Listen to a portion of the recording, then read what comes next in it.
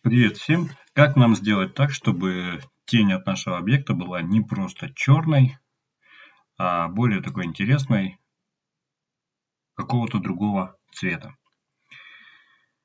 Для начала переходим в настройки объекта освещения. Я выбрал не просто точечный цвет, не просто point, а солнце. Выбрал силу освещения Strength 100. Цвет освещения вот такой выбрал, но это по-хорошему большой роли не играет. Это так. После этого переходим в настройки мира, и вот это уже дает нам цвет нашей тени. Здесь выбираете цвет нашей тени, Color. Здесь уже выбираете тот цвет, который вам нужен.